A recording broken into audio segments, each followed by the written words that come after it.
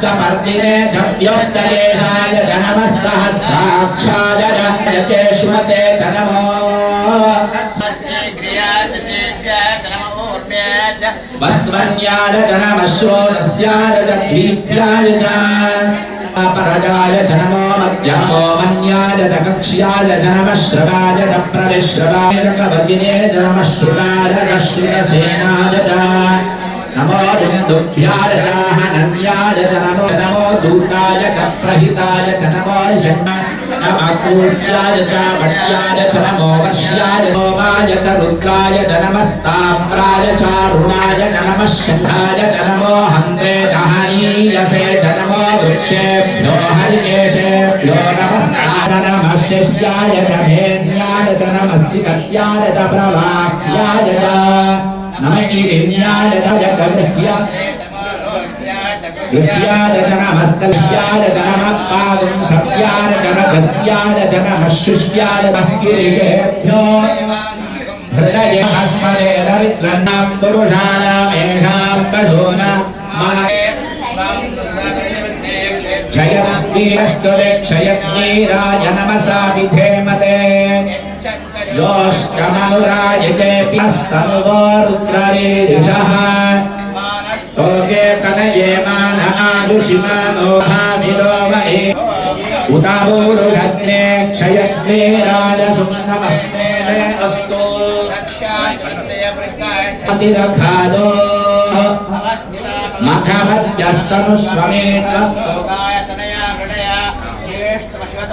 तवहेतयः नमसि महत्यर्णवेन्तरिक्षे हिताः ये भूतानामधिपतयो विशिखरिपदरन्ति सुगावन्तो निषङ्गेभ्यो नमस्ते वामृतयन्तं भोजम्भे ददामि यं वमञ्जयामहे पुष्टिवर्धनो उर्वारुकमिश्रमयुतं पाशाप्राणानां ग्रन्थिरसि रुद्रो माविशान्तकः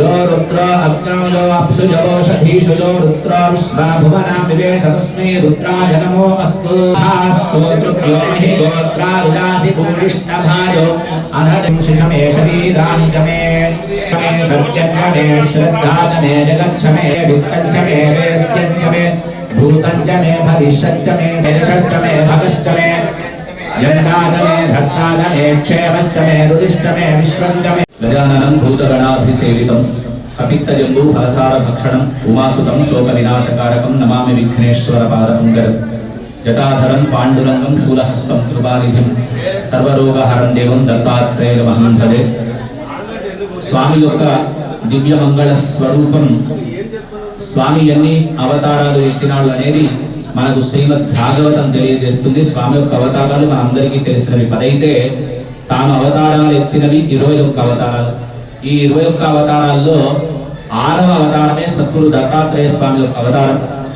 ఆ అవతారం మార్గశిర మాసంలో నేటి రోజున మార్గశిర మాసంలో వచ్చేటువంటి పౌర్ణమి రోజు సాక్షాత్తు పరమాత్ముడు అవధూతగా అవతరించి అన్ని అవతారాలకి పరిసమాప్తి ఉంది, కానీ దత్తాత్రేయ స్వామి వారి యొక్క అవతారానికి పరిసమాప్తి లేదు కనుక అటువంటి అవతారాన్ని ఎత్తి ఒక గురు రూపాన్ని పొంది మనలో ఉండేటువంటి అజ్ఞానాన్ని తొలగించి సుజ్ఞానాన్ని ప్రసారించడానికి ఎన్నో పరీక్షలను పెట్టి ఆ పరీక్షలలో నెగ్గేట్టుగా చేసేటువంటి మనస్తత్వాన్ని ధైర్యాన్ని స్థైర్యాన్ని ఇచ్చేటువంటి శక్తిని కూడా భగవంతుడే మనకిచ్చి ఎవరు ఏ మార్గంలో వెళ్తే బాగుంటుందో ఆ మార్గాన్ని నిర్దేశించి మనం ఏం చేస్తున్నామంటే ఇక్కడ కూర్చొని 7 రోజులు పారాయణం చేస్తే ఏదో పుణ్యం కలుగుతుంది అనేటువంటి భావన చేత అందరం కూర్చున్నాం.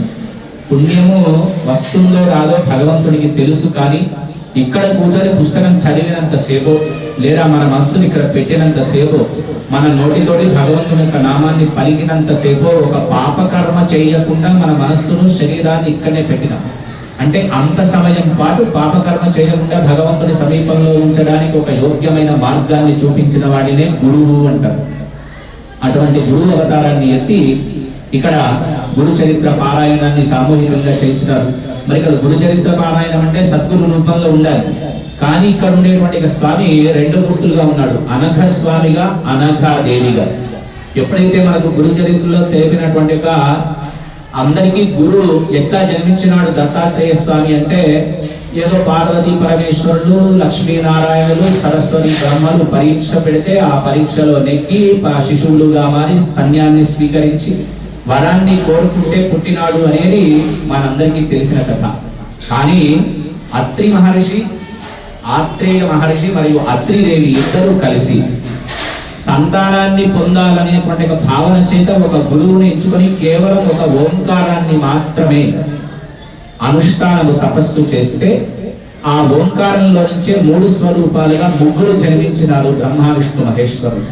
జన్మిస్తే అప్పుడు ఆత్రేయ మహర్షి అడుగుతాడు, అయ్యా ఇన్ని సంవత్సరాలు మేము తపస్సు చేస్తే ముగ్గురుగా భాసిల్లినారు, అసలు నేను ఎవరి గురించి ఈ తపస్సు చేసినాను అని చెప్పేసి ఆ ముగ్గురిని అడిగితే, నీవు చేసినటువంటి ఏ ఓంకారం ఉందో ఆ ఓంకారంలో ఉండేటువంటి శక్తే బ్రహ్మ విష్ణు మహేశ్వర రూపంలో మేము ఉద్భవించినాం.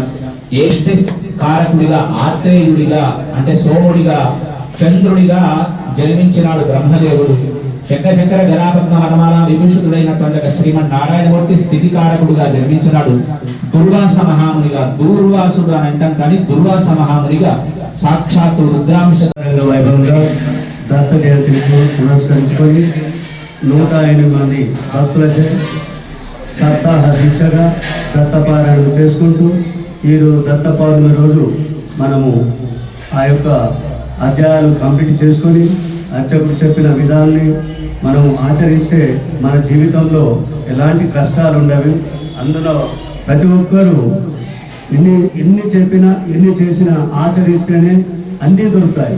ఆచరించిన వారికి ప్రతి ఒక్కటి మన సొంతంగా ఉంటుంది.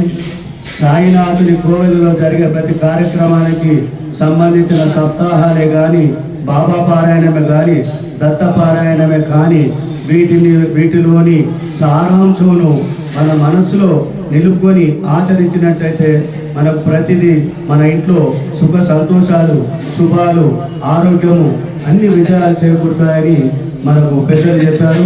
ఇటు కార్యక్రమానికి సహకరించిన వారందరికీ పేరు పేరున సాయిబాబా దేవాలయం కనుపక్షాన కృతజ్ఞతలు చెప్పుకుంటున్నాం. ప్రతి సంవత్సరం చేసుకునే విధంగా ఈ సంవత్సరము గతంలో ఒక్కసారి ఈ విధంగా చేసుకున్నాము, ఇప్పుడు చేసుకున్నాము. చాలా ఆనందంగా కూర్చున్నారు.